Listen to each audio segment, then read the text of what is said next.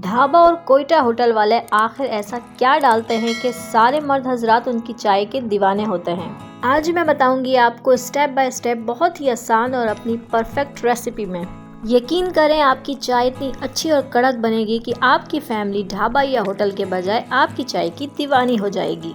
अस्सलामुअलैकुम friends, welcome to my channel cooking Naaz के साथ और मैं हूं आपकी host and friend chef Naaz. Friends, चाय हम जब भी बनाते हैं हमारी चाय हर दम हमेशा हर बार वो डिफरेंट बनती है। हालांकि दूध, पत्ती, चीनी जो कुछ भी हम उसमें डालते हैं वो सब सेम होती है, बट वो कौन से पॉइंट होते हैं जो हम मिस करते हैं और हमारी चाय वो डिफरेंट बनती है। तो अपनी इस वीडियो में मैं आपसे शेयर करूंगी कि वो कौन सी बात का ख्याल रखें कि हमारी चाय तकरीबन सेम बने। हमने जो सब्ज़ इलायची ली है इसको हम कूट लेंगे। हमने इसे ब्लेंड नहीं करना है, ना बारीक करना है, बस हल्का सा इसे कूटना है ताकि इसका जो मुंह है वो खुल जाए और इसका फ्लेवर चाय में अच्छी तरह से आए। मैं 2 कप चाय बना रही हूँ तो मैंने यहाँ तकरीबन 1.5 कप पानी लिया है। आप पूरे 2 कप भी पानी ले सकते हैं। तो फ्लेम को कर देंगे ऑन और इसमें शामिल कर देंगे इलायची और लौंग जो हमने इसमें शामिल करना है और पानी में अच्छी तरह से बॉयल आने देंगे। जब पानी में अच्छी तरह से बॉयल आ जाएगा और इसका सारा फ्लेवर पानी में आ जाएगा, उसके बाद हम इसमें शामिल करेंगे पत्ती। अगर हमने पहले पत्ती शामिल कर दी बॉयल होने से पहले तो इसका जो फ्लेवर है वो तब जाएगा और पत्ती का फ्लेवर ज़्यादा आएगा। हमने जो इसमें इलायची और लौंग शामिल की है उसका फ्लेवर नहीं आ पाएगा।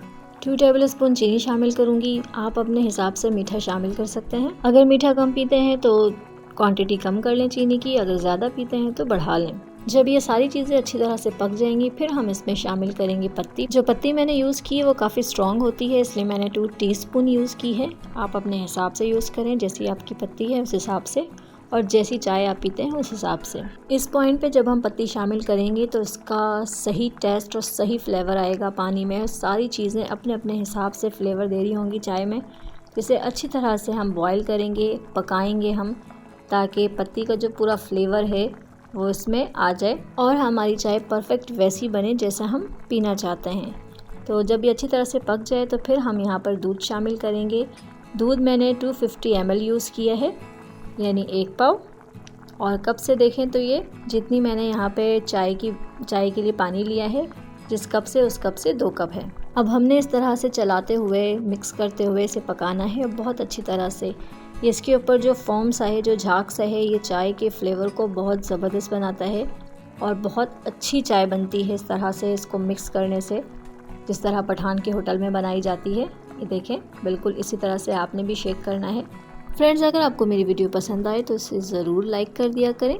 मेरी वीडियो को अपने फ्रेंड्स एंड फैमिली में शेयर भी कर दिया करें ताकि वो भी इससे फ़ायदा उठा सकें।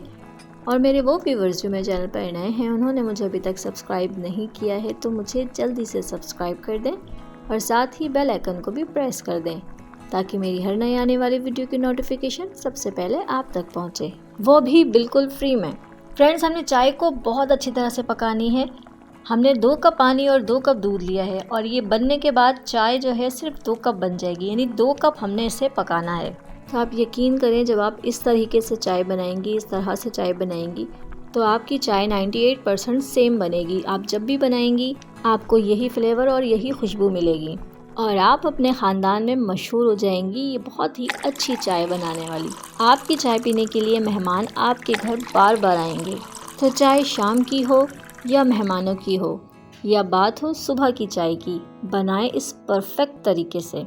तो इसे ज़रूर ज़रूर ज़रूर ट्राई करें, एंजॉय करें और मुझे अपनी दुआओं में याद रखें।